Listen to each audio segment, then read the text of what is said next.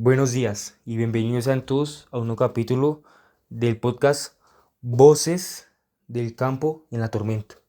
En este capítulo tan especial hablaremos sobre un periodo devastador y frustrante de nuestra patria Colombia.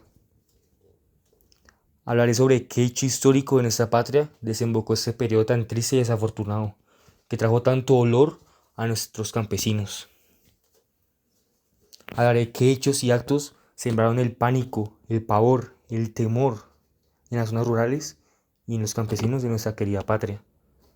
Y por último, hablaré qué consecuencias tuvo a largo plazo en la Colombia de hoy, tanto en las zonas rurales como en las zonas urbanas. Imaginemos por un segundo la vida de un campesino en los 40 o 50 años. La madrugada es muy fría, el olor a café es fresco, la azada lista para labrar la tierra. Una vida marcada por el trabajo duro y el esfuerzo, pero también por una paz que no se puede cambiar. De repente se rompió en mil pedazos. Hoy vamos a hablar de la violencia, un periodo trágico de nuestra historia que transformó para siempre la vida rural en Colombia. Pero no lo haremos desde las frías cifras de los libros, sino desde la piel de quienes lo vivieron, nuestros campesinos.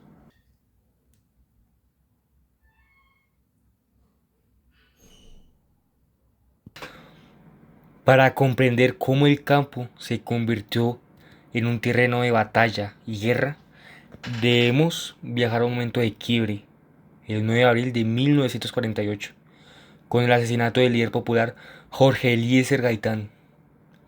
Aunque el hecho histórico, conocido como el Bogotazo, ocurrió en la capital, la verdadera onda expansiva arrasó con las provincias y las veredas de Colombia.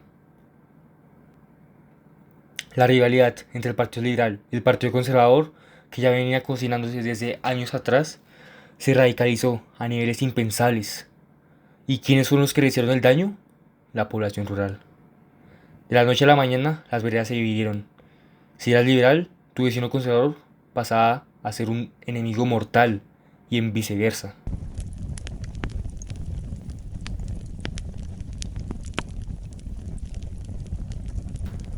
Imaginen el medio constante. La experiencia cotidiana en el campo se transformó en una pesadilla. Ya no se podía dormir tranquilo. Llegaron los grupos armados de la época, los llamados chulavitas y pájaros, que defendían al gobierno conservador, y las guerrillas liberales o limpios. Las casas campesinas empezaron a pintarse de un color para salvar la vida. Azul si eras un conservador, o rojo si eras un liberal. Algo tan simple, pero el odio político se mezcló con las envidias locales y el deseo de robar tierras. Una palabra, un rumor o simplemente llevar una corbata de color equivocado era una sentencia de muerte. Es increíble pensar que algo tan simple lleva a condenar tu propia vida.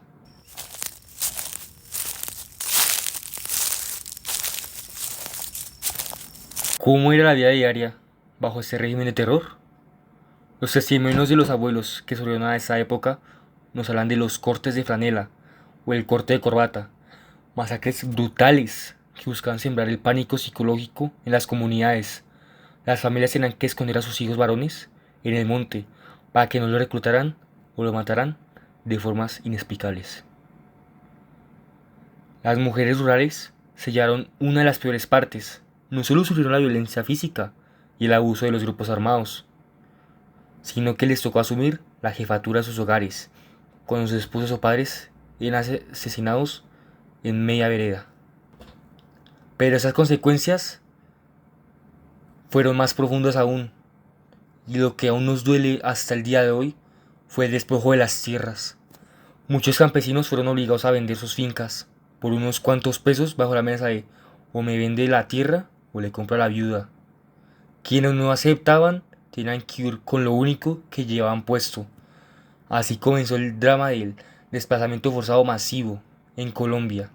Millones de familias campesinas dejaron atrás sus animales, sus cultivos de café y sus recuerdos de sus vidas, para llevar a las grandes ciudades a empezar desde cero, en la completa miseria, sin conocer a nadie. El campo colombiano se fue quedando solo, herido y concentrado en unas pocas manos que apenas lo sostenían.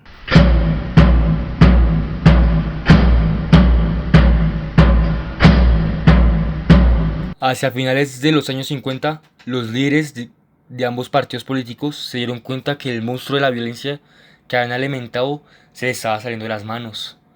En 1958 crearon el Frente Nacional, un pacto para alternarse el poder y frenar la guerra entre liberales y conservadores. Para las élites en las ciudades, esto fue la solución completa. Pero, ¿qué pasó en el campo? ¿En las zonas rurales? ¿En las veredas? El Frente Nacional calmó las masacres partidistas, pero excluyó por completo a los líderes campesinos y a otras fuerzas políticas. La desigualdad social y la falta de reformas agrarias que le devolvieron a la tierra a la gente humilde quedaron intactas. Esa frustración acumulada en el campo, ese abandono histórico, hizo que muchas de las antiguas autodefensas campesinas liberales se transformaron en la década de los 60 en guerrillas de ideología comunista, dando origen a un grupo como las FARC o el ELN.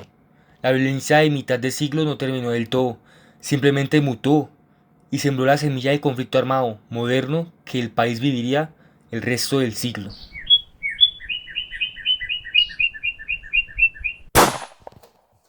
Este periodo fue tan importante para la historia y tan cruel que hasta crearon una película sobre todo lo que pasó durante ese hecho enfocado en una sola zona rural.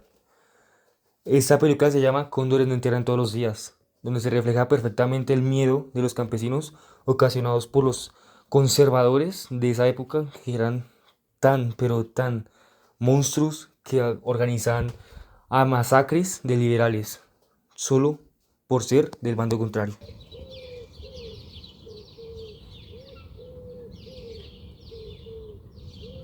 A modo de conclusión, estudiar el periodo de la violencia nos obliga a mirar al campo con otros ojos.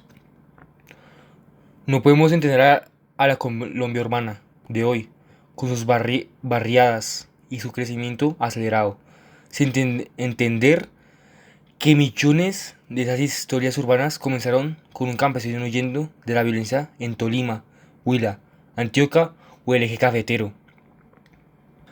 El campo colombiano sufrió el dolor de la exclusión y el conflicto.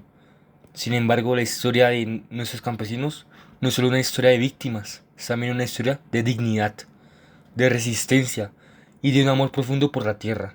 Una tierra que, a pesar de haber sido regada con sangre, nunca ha dejado de darnos de comer. Es nuestro deber, como nuevas generaciones, escuchar estas voces del pasado para no repetir los mismos odios y construir un país donde el campo sea sinónimo de vida y prosperidad. Muchas gracias por escuchar este podcast y este capítulo tan especial y tan importante para nuestra historia. Nos vemos en una próxima oportunidad. Hasta pronto.